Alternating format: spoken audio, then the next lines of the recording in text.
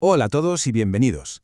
La situación es la siguiente. Un servicio de urgencias, la presión es máxima y cada segundo es oro. Pues bien, en los próximos minutos vamos a desgranar la interpretación de electrocardiogramas con una guía de supervivencia.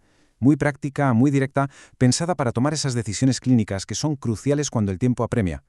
A ver, la escena es clásica. Un paciente se pone inestable. Tenemos el electro en la mano. ¿Y ahora? ¿Qué? Antes de volvernos locos intentando ponerle nombre y apellidos a la arritmia, hay una única pregunta, una sola, que es la más importante. Es la que va a definir todo lo que hagamos en los siguientes segundos. Y esa pregunta es, ni más ni menos, ¿esto puede matar al paciente ahora mismo? Esa es la prioridad número 1. Hay que echar un vistazo rápido, un escaneo, buscando esos patrones en el electro que son básicamente una sirena de alarma. Olvidémonos del diagnóstico fino por un momento. Lo primero es saber si estamos ante una amenaza vital inmediata. Vale, pues vamos al lío. ¿Qué buscamos exactamente? Estos son los signos que nos obligan a movernos, y a movernos ya. Por ejemplo, si vemos más de 20 complejos ventriculares en un minuto, o si esos complejos tienen formas diferentes, lo que llamamos multifocales. Ojo también con el famoso y temido genómeno de R sobre T, y por supuesto, si vemos 3 o más latidos ventriculares seguidos, eso es una taquicardia ventricular y es una emergencia. Por el otro lado, si hay una bradicardia tan lenta que provoca un síncope, o si vemos un bloqueo completo de tercer grado, ahí también hay que correr. Y un último apunte, una parada auricular, esos aurículos que no se mueven, siempre nos tiene que hacer sospechar de una hiperpotasemia. Bien, pongamos que hemos mirado el electro y, no parece haber una amenaza de muerte inminente. Perfecto. Ahora sí, pasamos al siguiente gran dilema diagnóstico. La pregunta es sencilla, pero fundamental. ¿El problema se origina arriba, en la zona supraventricular, o nace abajo, directamente en los ventrículos? Y para resolver este dilema, tenemos una pista clave, la más importante de todas: la anchura del complejo QRS.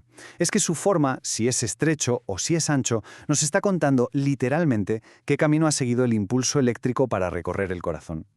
Esta analogía es fantástica y lo explica de maravilla. Pensemos en el sistema de conducción del corazón como una red de carreteras. Si el QRS es estrechito, significa que el impulso ha ido por la autopista, por el sistema de conducción normal, a toda velocidad. Eso nos grita que el origen es supraventricular. Pero, ¿y si el QRS es ancho, raro, aberrante? Pues eso significa que el impulso se ha saltado la autopista, ha nacido en el ventrículo y se está propagando por carreteras secundarias, que es mucho más lento, así de simple, así de visual. Muy bien, ahora la cosa se pone un poco más complicada. Vamos a entrar en el terreno de los grandes imitadores. Hablamos de ritmos que, a primera vista en el electro, se parecen un montón, pero que en realidad significan cosas totalmente opuestas para el paciente. Y claro, aquí es donde acertar con el diagnóstico lo cambia todo. Y aquí tenemos el primer caso a resolver. Vemos un latido ancho, fuera de sitio, y la pregunta del millón es, ¿qué es esto? ¿Es un latido malo, un signo de que el ventrículo está irritable y peligroso? ¿O es un latido bueno, un mecanismo de emergencia que ha saltado para salvar la situación? Como se puede imaginar, la diferencia es abismal.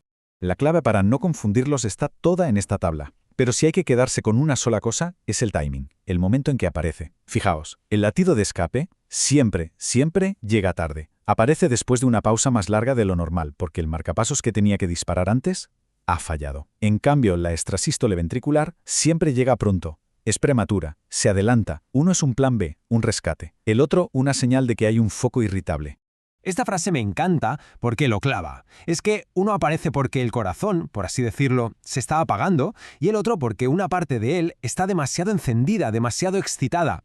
Confundirlos, puede ser un error garrafal, son polos opuestos. Venga, vamos con otro par de imitadores que nos la pueden liar. De nuevo, la pista es un QRS ancho.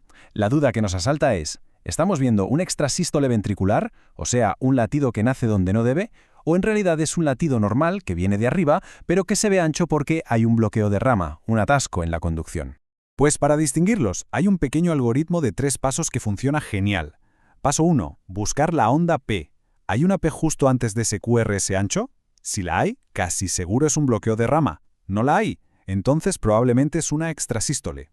Paso 2. De nuevo el timing. La extrasístole es prematura, llega antes de tiempo. El bloqueo de rama no, llega puntual, a su hora. Y paso 3. La pausa que le sigue. La extrasístole suele ir seguida de una pausa compensatoria. El bloqueo de rama, en cambio, forma parte del ritmo normal. Perfecto. Ya hemos diagnosticado, o al menos lo hemos intentado. Ahora toca actuar. ¿Qué hacemos? Vamos a centrarnos en el plan de acción para dos de las arritmias más peligrosas y comunes que nos vamos a encontrar en una urgencia. Primer escenario, taquicardia ventricular. Si en el electro vemos 3 o más de esos latidos anchos y feos seguidos, alarma. Eso es una taquicardia ventricular. El corazón va tan rápido que no bombea bien, el gasto cardíaco se desploma. Es una emergencia médica en toda regla y el objetivo es uno y solo uno: parar ese ritmo, ya. Para la fase aguda, para la urgencia, el fármaco que usamos de entrada es la lidocaína intravenosa. Es lo que nos va a ayudar a cortar la arritmia. Luego, ya con el paciente estable, para el control a largo plazo, ya pensaremos en otras cosas como el sotalol. Y un apunte súper importante: no hay que quedarse solo en tratar la arritmia, hay que preguntarse ¿por qué ha aparecido? Muchas veces la causa no es el corazón, puede ser una pancreatitis, una piometra, hay que buscar el problema de fondo. Segundo escenario de alto riesgo: la fibrilación auricular en un paciente crítico.